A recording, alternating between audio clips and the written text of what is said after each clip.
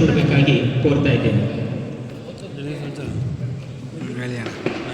ತಾಲೂಕು ಆಡಳಿತ ಚನ್ನರಾಯಪಟ್ಟಣ ಹಾಗೂ ಸಮಾಜ ಕಲ್ಯಾಣ ಇಲಾಖೆ ಚನ್ನರಾಯಪಟ್ಟಣ ಇವರ ವತಿಯಿಂದ ರತ್ನಾಕರ್ ಅವರಿಗೆ ಮಾನ್ಯ ಶಾಸಕರು ಮತ್ತು ವೇದಿಕೆಯ ಮೇಲೆ ಇರತಕ್ಕಂಥ ಎಲ್ಲ ಅತಿಥಿ ಗಣ್ಯರ ಪರವಾಗಿ ಗೌರವ ಸಮರ್ಪಣೆಯನ್ನು ಸಲ್ಲಿಸಲಾಗ್ತಾ ಇದೆ.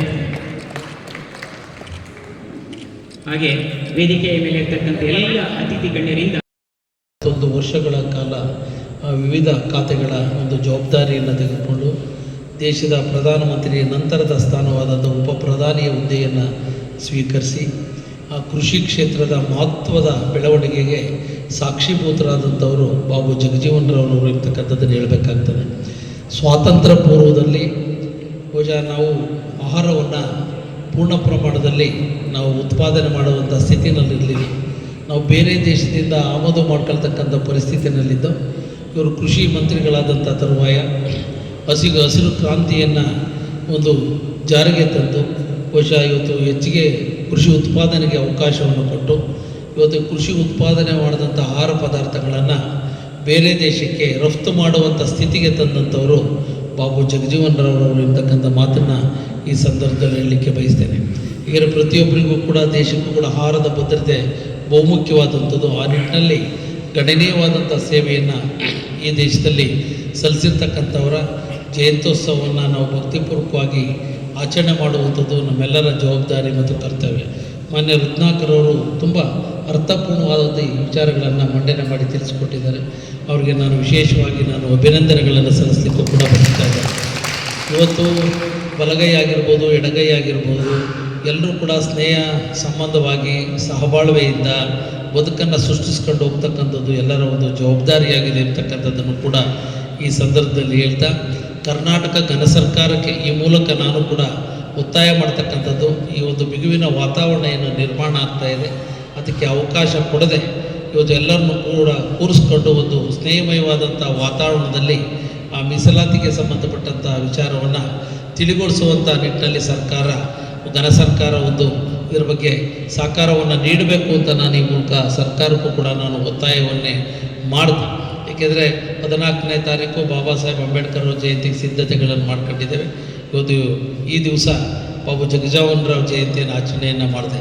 ಅವರು ಕೂಡ ಬಡವರ ಧ್ವನಿಯಾಗಿ ಅವತ್ತಿನ ದಿನಮಾನಗಳಲ್ಲಿ ಅಸ್ಪೃಶ್ಯತೆಯನ್ನು ದೂರ ಇಡಿಸುವಂಥ ಒಂದು ಪ್ರಯತ್ನವನ್ನು ಒಂದು ಸಾಮಾಜಿಕ ಬದುಕಿನಲ್ಲಿ ಒಂದು ಶ್ರದ್ಧೆಯಿಂದ ಅದರ ಕಾರ್ಯದಲ್ಲಿ ಪ್ರಗತಿಯನ್ನು ಕಂಡಂಥವರು ಬಾಬು ಜಗಜೀವನರಾವ್ರವರು ಇರ್ತಕ್ಕಂಥ ಮಾತನ್ನು ಕೂಡ ನಾನು ಈ ಸಂದರ್ಭದಲ್ಲಿ ವಿಶೇಷವಾಗಿ ಹೇಳಿ, ಇವತ್ತು ನಮ್ಮ ಎಡಗೈ ಸಮಾಜದ ಹಲವಾರು ಮುಖಂಡರು ಕೂಡ ಪ್ರಾರಂಭದಲ್ಲಿ ಬಂದಿದ್ರು. ನಾನು 11 ಗಂಟೆ ಕಾರ್ಯಕ್ರಮ ಪ್ರಾರಂಭ ಮಾಡಬೇಕಾಯ್ತು. ಯಾಕೆಂದರೆ ಒಳ ಮೀಸಲಾತಿ ಬೇಗ ಜಾರಿಗೊಳ್ಳಬೇಕು ಅನ್ನೋದೊಂದು ಕಾರಣದಿಂದ ಇಲ್ಲಿ ಬಾಯ್ಕಾಟ್ ಮಾಡೋಗಿದ್ದಾರೆ ನಮ್ಮ ಮಾಹಿತಿ ಕೂಡ ಲಭ್ಯ. ಯಾಕೆಂದರೆ ರಾಜ್ಯ ಮಟ್ಟದ ಸಂಘಟನೆ ಅವ್ರಿಗೇನು ಡೈರೆಕ್ಷನ್ ಕೊಟ್ಟಿದೆಯೋ ಗೊತ್ತಿಲ್ಲ. ಆದರೆ ನಾವು ನಮ್ಮ ತಾಲೂಕು ಆಡಳಿತ ಗೌರವಪೂರ್ವಕವಾಗಿ ಆಚರಣೆ ಮಾಡುವಂಥದ್ದು ನಮ್ಮ ಮಹತ್ವವಾದಂಥ ಜವಾಬ್ದಾರಿಯಾಗಿರುವಂಥ ಹಿನ್ನೆಲೆಯಲ್ಲಿ ಅದಕ್ಕೆ ನಾವು ಇವತ್ತು ಸಾಕ್ಷಿಯಾಗಿ ಕಾರ್ಯಕ್ರಮಕ್ಕೆ ಒಂದು ಆದ್ಯತೆಯನ್ನು ಕೂಡ ನೀಡಿದ್ದೀವಿ ಅಂತಕ್ಕಂಥ ಮಾತನ್ನು ಕೂಡ ನಾನು ಈ ಸಂದರ್ಭದಲ್ಲಿ ಹೇಳಿ, ಈಗ ಉಪಚುನಾವಣೆಯಲ್ಲೆಲ್ಲ ಇಡೀ ಸರ್ಕಾರನೇ ಅಲ್ಲಿದೆ.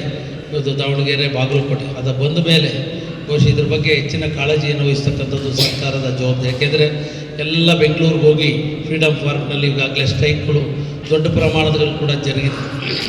ಇದನ್ನು ಗೊಂದಲಕ್ಕೆ ಅವಕಾಶ ಆಗದಲ್ಲೇ ಒಂದು ಒಳ್ಳೆಯ ಎಲ್ಲರನ್ನೂ ಕೂಡ ವಿಶ್ವಾಸಕ್ಕೆ ತೆಗೆದುಕೊಂಡು ಅವರ ನೋವಿಗೆ ಸ್ಪಂದನೆಯನ್ನು ನೀಡೋದ್ರ ಮೂಲಕ ಸರ್ಕಾರ ಬದ್ಧತೆಯನ್ನು ತೋರಿಸ್ಬೇಕು ಅಂತ ನಾನು ಈ ಸಂದರ್ಭದಲ್ಲಿ ಒತ್ತಾಯವನ್ನು ಕೂಡ ಮಾಡ್ತಾ, ಇವತ್ತು ಸಮಾಜ ಕಲ್ಯಾಣ ಇಲಾಖೆಯಲ್ಲಿ ಅಡಿನಲ್ಲಿ ಇವತ್ತು ಬಾಬು ಜಗಜೀವನರಾವ್ರ ಕಟ್ಟಡಗಳು, ಹಲವಾರು ವಿದ್ಯಾರ್ಥಿ ನಿಲಯಗಳು, ವಿದ್ಯಾಸಂಸ್ಥೆಗಳನ್ನು ತೆರೆಯುವಂಥದ್ದಕ್ಕೂ ಕೂಡ ಸರ್ಕಾರಗಳು ಅವಕಾಶವನ್ನು ಕೊಟ್ಟಿದೆ. ಇವತ್ತು ಸಮಾಜ ಕಲ್ಯಾಣ ಇಲಾಖೆ ಅಡಿನಲ್ಲಿ ಇವತ್ತು ಎಲ್ಲ ನಮ್ಮ ಗ್ರಾಮೀಣ ಪ್ರದೇಶದ ವಿದ್ಯಾರ್ಥಿನಿಯರುಗಳಿಗೆ ಬೇಡಿಕೆಗೆ ಅನುಗುಣವಾಗಿ ವಸತಿ ಸೌಲಭ್ಯವನ್ನು ಕೂಡ ಕಲ್ಪಿಸ್ಕೊಡ್ತಕ್ಕಂಥದ್ದಕ್ಕೆ ಪೂರ್ಣ ಪ್ರಮಾಣದಲ್ಲಿ ಅವಕಾಶವನ್ನು ಕೂಡ ಇವತ್ತು ಕ್ಷೇತ್ರದಲ್ಲಿ ಮಾಡಿಕೊಟ್ಟಿದ್ದೀವಿ ಅಂತಕ್ಕಂಥದ್ದನ್ನು ಕೂಡ ಹೇಳಿ, ಇವತ್ತು ಬಾಬು ಜಗಜೀವನರಾವ್ ಕಟ್ಟಡದ ನಿರ್ಮಾಣಕ್ಕೆ 2 ಕೋಟಿ ರೂಪಾಯಿ ಸ್ಯಾಂಕ್ಷನ್ ಮಾಡಿಸ್ತಕ್ಕಂಥದ್ದಕ್ಕೆ ಈಗಾಗಲೇ ಪ್ರಸ್ತಾವನೆ ಮುಖ್ಯ ಹಂತದಲ್ಲಿದೆ. ಬಹುಶಃ ನನ್ನ ಪ್ರಕಾರ ಇನ್ನೊಂದು 2 ತಿಂಗಳೊಳಗಡೆ ಅದು ಅನುಮೋದನೆಯಾಗೂ ಕೂಡ ಬರ್ತದೆ ಅಂತಕ್ಕಂಥದ್ದನ್ನು ಕೂಡ ಈ ಸಂದರ್ಭದಲ್ಲಿ ಹೇಳಿ, ಬಹುಶಃ ಏನು ಸವಿತಾ ಶಿವನಂಜೇಗೌಡರ ಕಲ್ಯಾಣ ಮಂಟಪದಲ್ಲಿ ಜಾಗವನ್ನು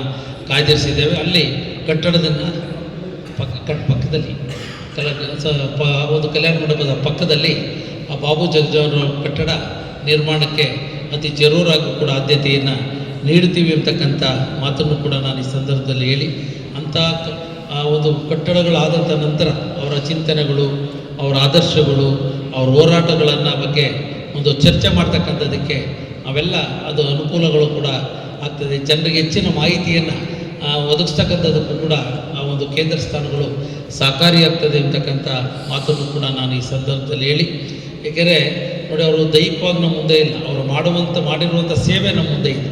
ಅದಕ್ಕೋಸ್ಕರನೇ ಅವರನ್ನು ನಾವು ನೆನಪಿಸ್ಕೊತೀವಿ, ಸ್ಮರಿಸ್ಕೊತೀವಿ. ಆದರೆ ಅದಕ್ಕೋಸ್ಕರನೇ ಹುಟ್ಟು ಸಾವುಗಳ ಮಧ್ಯೆ ನಾವು ಯಾವ ರೀತಿ ಬದುಕ್ತೀವಿ ಅನ್ನೋದಕ್ಕೆ ಮುಖ್ಯ. ಹುಟ್ಟು ಸಾವುಗಳ ಮಧ್ಯೆ ಕೊಂಚ ಮುಂದಿನ ಜನ್ರೇಷನ್ನು ನೆನಪಿಸ್ಕೊಳ್ಳೋ ರೀತಿಯಲ್ಲಿ ಪ್ರತಿ ಒಂದು ಕ್ಷೇತ್ರದಲ್ಲೂ ಕೂಡ ಸೇವೆ ಇರಬೇಕು ಅನ್ನೋದನ್ನು ಹೇಳಲಿಕ್ಕೆ ಬಯಸ್ತೇನೆ. ಈಗ ಶಾಸಕಾಂಗದ ಅಡಿನಲ್ಲಿ ನಾವು ಕೆಲಸ ಮಾಡ್ತೀವಿ, ಕಾರ್ಯಾಂಗದ ಅಡಿನಲ್ಲಿ ಅಧಿಕಾರಿಗಳು ಕೆಲಸ ಮಾಡ್ತಾರೆ. ಇವತ್ತು ಪತ್ರಿಕಾ ರಂಗ ನಮ್ಮೆಲ್ಲ ತಪ್ಪು ಒಪ್ಪುಗಳ ಬಗ್ಗೆ ಇದು ತಿದ್ದುವಂಥ ಕೆಲಸವನ್ನು ಅವರು ಮಾಡ್ತಾರೆ. ಇವತ್ತು ನ್ಯಾಯಾಲಯಗಳು ಸಮಾಜದಲ್ಲಿ ಕಾನೂನುಬದ್ಧವಾಗಿ ಈ ವ್ಯವಸ್ಥೆ ಹೋಗಬೇಕು, ಸಂವಿಧಾನದ ಅಡಿನಲ್ಲಿ ಈ ವ್ಯವಸ್ಥೆ ಹೋಗಬೇಕು ಅಂತ ಗುರುತು ಮಾಡಿ ತಪ್ಪು ನಡೆದರೆ ಅಳಿಗೆ ತರುವಂಥ ಕೆಲಸವನ್ನು ಇವತ್ತು ನ್ಯಾಯಾಲಯಗಳು ಇವತ್ತು ಮಾಡ್ತಾ ಇರುವಂಥದ್ದು. ಯಾಕಂದರೆ 3 ಅಂಗ, ಒಂದು ಕಡೆ ನ್ಯಾಯಾಂಗ, ಶಾಸಕಾಂಗ, ಕಾರ್ಯಾಂಗ, ಪತ್ರಿಕಾ ರಂಗನೂ ಕೂಡ ಒಂದು 4ನೇ ಬಹುಮುಖ್ಯವಾದಂಥ ಅಂಥ ಬಲಿಷ್ಠವಾದಂಥ ವ್ಯವಸ್ಥೆ ಇರೋದ್ರಿಂದನೇ ನಮ್ಮ ದೇಶ ಇವತ್ತು ಸದೃಢವಾಗಿರ್ತಕ್ಕಂಥದ್ದಕ್ಕೆ ಸಾಧ್ಯ ಆಗಿದೆ ಅಂತಕ್ಕಂಥದ್ದನ್ನು ಕೂಡ ಈ ಸಂದರ್ಭದಲ್ಲಿ ಹೇಳಿ, ಇವತ್ತು ಮಧ್ಯಪ್ರಾಚ್ಯದ ಒಂದು ಯುದ್ಧದ ಬೆಳವಣಿಗೆಗಳು ಪ್ರತಿ ಸಂದರ್ಭವೂ ಕೂಡ ಇವತ್ತು ಎಲ್ಲೋ ಥರ ಬೆಳವಣಿಗೆಗಳು ಕೂಡ ಬೆಳೀತಿದೆ.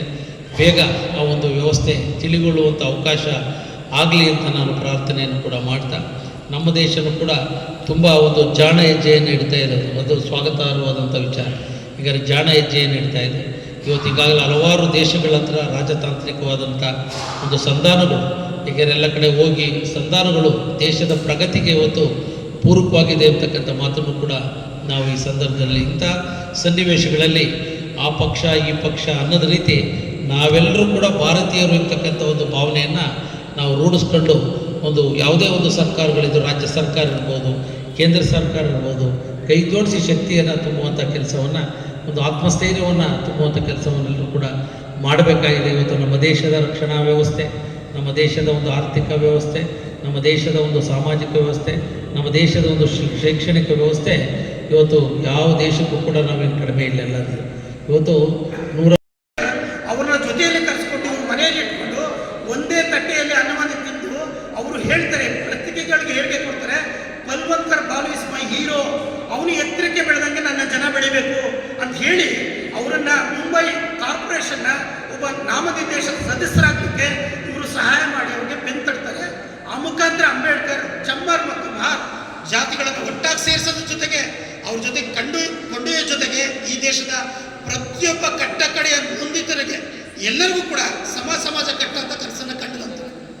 ಆ ನಿಟ್ಟಿನಲ್ಲಿ ಬಾಬಾ ಸಾಹೇಬ್ ಅಂಬೇಡ್ಕರ್ ಅವರ ಚಿಂತನೆ ಏನಿತ್ತು, ಆ ಚಿಂತನೆಯ ಒಂದು ಅನುಕೂಲ ಮತ್ತು ಆ ಒಂದು ಓಟಿನ ಹಕ್ಕನ್ನ ಅನುಕೂಲತೆಯನ್ನು ಪಡ್ಕೊಂಡಂತ ಅದರ ಪರಿಣಾಮವಾಗಿ ಮೀಸಲು ಕ್ಷೇತ್ರ ಇವೆಲ್ಲ ಬಂದಿದ್ದರ ಪರಿಣಾಮವಾಗಿ ಒಂದು ಡಿಪ್ರೆಸ್ಡ್ ಕ್ಲಾಸ್ ಲೀಗ್ ಅಂತ ಒಂದು ಅಸೋಸಿಯೇಷನ್ನ ಸ್ಥಾಪನೆ ಮಾಡಿದಂಥ ಜಗಜೀವನರಾವ್ ಅವರು ಭಾರತ ಇವತ್ತು ಕೂಡ ನೆಲೆಸತಕ್ಕಂಥ ಉನ್ನತ ಹುದ್ದೆಗಳನ್ನು ಅಲಂಕರಿಸಿದ್ದಲ್ಲದೆ ಅವತ್ತು ಬಿಹಾರ ಅಂತ ಕ್ಷೇತ್ರದಲ್ಲಿ, ಸಾಮಾನ್ಯ ಕ್ಷೇತ್ರದಲ್ಲಿತ್ತು ಒಬ್ಬ ಅಸ್ಪೃಶ್ಯ ಜಾತಿಗೆ ಸೇರಿದಂಥ ಒಬ್ಬ ರಾಜಕಾರಣಿ ಸತತವಾಗಿ 8 ಬಾರಿ MP ಆಗಿ ಗೆಲ್ತಾರೆ. ಅದು ಅವತ್ತಿನ ಕಾಲದಲ್ಲಿ ದೊಡ್ಡ ವಿಶ್ವ ದಾಖಲೆಯನ್ನು ಮಟ್ಟಕ್ಕೆ ಗುರುತಿಸ್ಕೊತದೆ. ಆ ಎಲ್ಲರೊಳಗೂ ಕೂಡಿ ರಾಜಕೀಯ ಅಧಿಕಾರವನ್ನು ಹೇಗೆ ಪಡ್ಕೊಳ್ಬೋದು ಅನ್ನೋದನ್ನ ತೋರಿಸ್ಕೊಟ್ಟಂತ ಜಗಜೀವನರಾವ್ ನಮಗೆ ಆದರ್ಶಪ್ರಾಯ. ಆ ನಿಟ್ಟಿನಲ್ಲಿ ಅವ್ರಿಗೆ ಆ ಮಟ್ಟಕ್ಕೆ ಹೋಗ್ಲಿಕ್ಕೆ ಕಾರಣ ಆಗಿತ್ತು ಅವರಲ್ಲಿ ಓದುಗಾರಿಕೆ, ಅವರಲ್ಲಿದ್ದಂಥ ಜೊತೆಗೆ ಅವರಲ್ಲಿದ್ದಂಥ ವ್ಯಕ್ತಿತ್ವ, ಅವರಲ್ಲಿದ್ದಂಥ ಒಂದು ಕಠಿಣ ಪರಿಶ್ರಮ ಮತ್ತು ವ್ಯಕ್ತಿತ್ವ ಕೊಟ್ಟು ಕೆಲಸವನ್ನ ದೇಶ ನನಗಾಗಿ ಏನು ಕೊಡ್ತು ಅನ್ನೋದಕ್ಕಿಂತ ದೇಶಕ್ಕಾಗಿ ನಾನು ಏನು ಕೊಟ್ಟೆ ಅನ್ನೋದನ್ನ ಮಾಡಿ ತೋರಿಸಿದಂಥ ಗುಣ ಅವರಲ್ಲಿ ಕಾಣ್ತದೆ. ಬಂಧುಗಳೇ, ಈ ಸಂದರ್ಭದಲ್ಲಿ ಒಂದು ಅಬ್ರಹಾಂ ಲಿಂಕನ್ ಅವರ ಘಟನೆ ನೆನಪಾಗ್ತದೆ. ಬಹುಶಃ ಕೇಳಿರೋ, ಅಬ್ರಹಾಂ ಲಿಂಕನ್ ಅಮೆರಿಕದ ಅಧ್ಯಕ್ಷರಾಗಿರ್ತಾರೆ. ಅವರು ಕೂಡ ಚಪ್ಪಲಿ ಹೊಲಿತಕ್ಕಂಥ ಜಾತಿಗೆ ಅಂದರೆ ಆ ಒಂದು ಸಮುದಾಯದಿಂದ ಬಂದವರು. ಅಬ್ರಹಾಂ ಲಿಂಕನ್ ಅಮೆರಿಕದ ಅಧ್ಯಕ್ಷ ಆದಾಗ ಅಲ್ಲಿನ ಬಿಳಿಯ ವರ್ಗದ ಜನ ಸೆನೆಟ್ ಪ್ರತಿನಿಧಿ ಅವರನ್ನ ಹೀಯಾಳಿಸ್ಬಿಡ್ತಾರೆ. ಲಿಂಕನ್ ಸಾಹೇಬ್ರೆ, ನಿಮ್ಮ ತಂದೆ ಚಪ್ಪಲಿ ಹೊಲಿತಿದ್ರಲ್ವಾ, ನಿಮ್ಮ ಚಪ್ಪಲಿ ಹೊಲಿತಕ್ಕಂಥ ಸುಂದರವಾದ ಚಪ್ಪಲಿ ನಿಮ್ಮ ತಂದೆ ಹೊಲಿತಿದ್ರಲ್ವಾ ಅಂತ ಒಂದು ಎಲ್ಲ ಕೂತಿದ್ದಂಥ ಸದನದಲ್ಲಿ ಮಾತಾಡ್ಬಿಟ್ಟು ಗೇಲಿ ಮಾಡ್ಬಿಡ್ತಾರೆ.